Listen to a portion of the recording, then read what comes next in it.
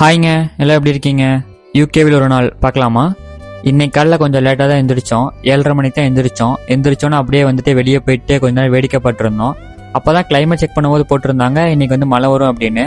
அதுக்கேற்ற மாதிரி கொஞ்சம் மேகமூட்டமாக இருந்துச்சு. அப்படியே ப்ரஷ் பண்ணிட்டு பால் குடிக்க போயிட்டோம். பால் குடிக்கும் போது தான் யோசிச்சேன் என்னடா பிரேக்ஃபாஸ்ட் பண்ணுறது அப்படின்னு. அப்போ தான் நம்ம பக்கத்து ரூம் நண்பர் வந்துட்டு ரசம் ரைஸ் ஏதோ புதுசாக ட்ரை பண்ணியிருந்தாரு. எனக்கு கொஞ்சம் கொடுத்தாரு. நான் கூட நல்லா இருக்காது அப்படின்னு நினச்சா ட்ரை பண்ணேன். ஆனால் உண்மையை சொல்லணும்னா ரொம்பவே நல்லா இருந்துச்சு. அதுக்கப்புறம் நான் வந்து சிக்கனை வந்து மேரினேட் பண்ணி வச்சுட்டு அப்படியே 2 hours விட்டுட்டேன்.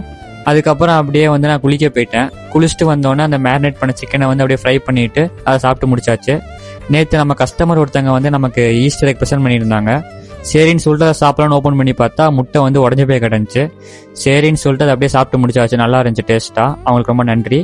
அதுக்கப்புறம் அப்படியே நம்ம ப்ராஜெக்ட் ஒர்க் கொஞ்சம் இருந்துச்சு, அதை அப்படியே பண்ணி முடிச்சுட்டு அதுக்கப்புறம் ஈவினிங் கொஞ்சம் நேரம் வந்து எடிட் பண்ணிட்டு இருந்தோம். அதுக்கப்புறம் அப்படியே சாப்பிட்டு முடிச்சுட்டு நைட் தூங்கியாச்சு.